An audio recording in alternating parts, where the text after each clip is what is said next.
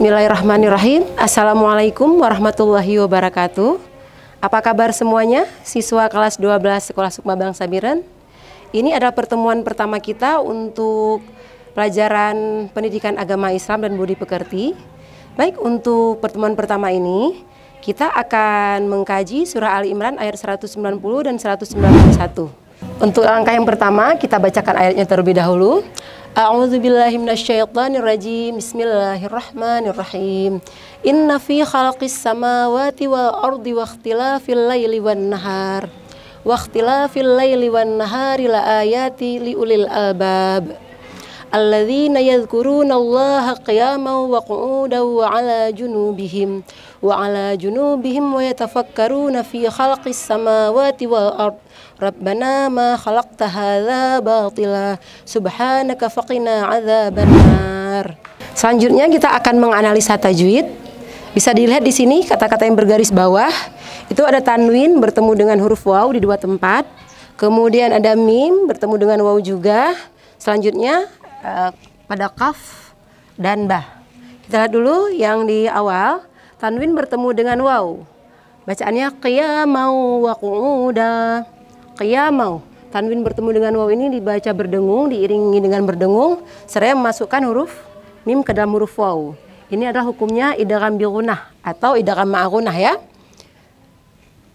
Di selanjutnya ada qu'udau sama juga. Ini hukumnya idgham bi ghunnah atau idgham ma'a ghunnah diiringi dengan berdengung. Dan ada wa 'ala junubihim wa. Nah, mim mati bertemu dengan waw itu tidak berdengung, itu hukum bacaannya izhar syafawi. Lanjut lagi ada ma khalaqta. Kita pantulkan bacaan huruf kaf karena kaf termasuk dari salah satu dari 5 huruf qalqalah. Kaf, ta, ba, jim dan dal. Selanjutnya ada subhanaka, subhana. Ini juga termasuk huruf qalqalah. Baik, untuk tajwid Ibu kira cukup dulu. Setiap kita akan menganalisa nanti ayat, kita juga akan mengkaji tajwid. Tahap berikutnya adalah kita memahami makna ataupun arti dari setiap kosakata. Ya, kita lihat yang pertama itu ada inna. Inna itu bermakna sesungguhnya. Fi khalqis samawati. Pada penciptaan samawat, langit, wal ardi, bumi. Wakhtilafi pergantian dan pergantian. Al-lail wan nahar, malam dan siang. La ayati liulil albab, sebagai tanda bagi orang yang berakal. Lanjut ayat berikutnya.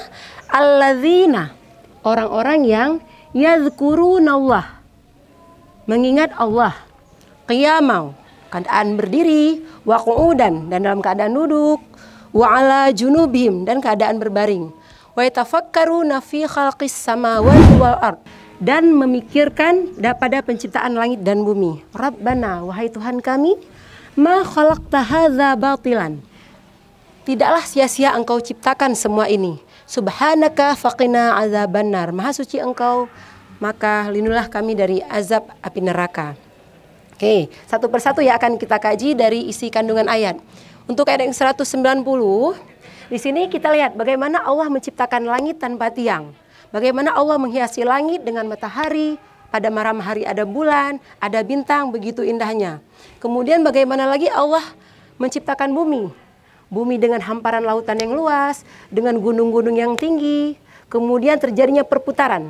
Ada malam, ada siang, itu untuk menunjukkan kebesaran dan kesempurnaan Allah. Itu diciptakan untuk apa? Bagi ulil albab, bagi orang-orang yang berakal. Oke, dilanjutkan ayat berikutnya. Siapakah ulul albab itu? Ada penjelasan di ayat 191, yaitu orang-orang yang yazkurunallah, selalu memikirkan Allah. Kapan dia memikirkan Allah? Qiyaman, keadaan dia sedang berdiri. Wa qu'udan, sedang duduk. Wa 'ala junubihim, dan kondisi berbaring. Dalam hal apa saja, kondisi bagaimanapun, baik laki-laki atau perempuan, ketika dia memikirkan tentang penciptaan langit dan bumi, itu akan menimbulkan rasa iman, keimanan yang tinggi kepada Allah Subhanahu wa taala. Sehingga apa yang didapatkan dari ayat ini? Ada 2 hal. Yang pertama sekali di sini adalah hukum kita untuk menuntut ilmu. Ada hukum di situ bahwa dengan kita memikirkan ciptaan Allah, kita menganalisa, kita menafsir, sehingga terciptanya suatu ilmu pengetahuan.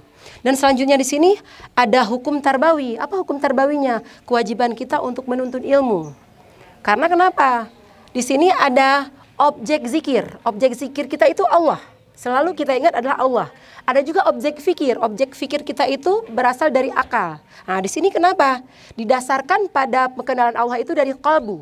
Mengenal Allah itu dari hati. Kemudian kita mengenal alam raya, alam semesta ciptaan Allah, makhluk ciptaan Allah itu dengan akal, dengan berfikir.